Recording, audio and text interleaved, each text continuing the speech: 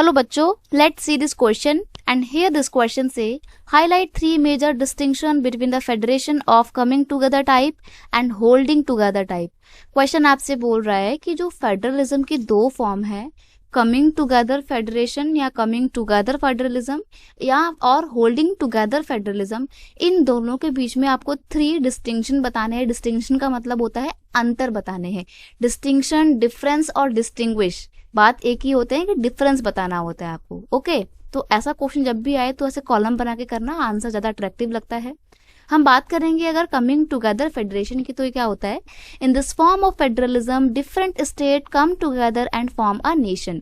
ये एक ऐसा फॉर्म है फेडरलिज्म का जिसमें अलग अलग जो स्टेट होते हैं ना, अलग अलग जो राज्य होते हैं, वो आके मिलकर एक देश बनाते हैं, उसको बोलते हैं कमिंग टुगेदर फेडरेशन। और होल्डिंग टुगेदर में क्या करते हैं, होल्डिंग में आपको नाम से पता लग रहा है कि बांध के रखा हुआ है, पकड़ के रखा हुआ है। तो in this form of federalism a country decided to divide its power between the constituent state and the national government. इसमें क्या होता है, इसमें तो देखो, इसको आप ऐसे समझो कि छोटी मोटी जो स्टेट हैं वो मिलकर क्या बनाएंगे, एक अलग सा बड़ा सा स्टेट बना लेंगे।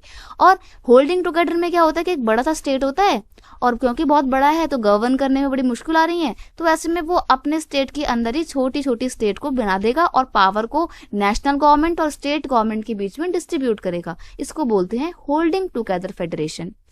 अब कमिंग टुगेदर की बात करें तो each state has individual power and there is no interference from the centre. अब देखो यहाँ पर जो पर्टिकुलर एक स्टेट है ना, ये अपने आप को अपना काम करने में बिल्कुल स्वतंत्र है, बिल्कुल फ्री है, ठीक है। अपने आप में ये एक इंडिविजुअल पावर है। सेंट्रल गवर्नमेंट या सेंट्रल गवर्नमेंट इसमें किसी भी तरीके का इसके काम में या इसके स्टेट में कोई भी इंटरफेरेंस नहीं करेगा, दखलंदाजी नहीं देगा। लेकिन होल्डिंग टुगेदर में क्या होता है कि इसमें जो नेशन स्टेट होती है, नेशन गवर्नमेंट होती है, वो तो बहुत पावरफुल होती है। इनफैक्ट जो स्टेट गवर्नमेंट होती है वो अपनी पावर्स के लिए कहीं ना कहीं सेंट्रल गवर्नमेंट के ऊपर डिपेंड करती हैं।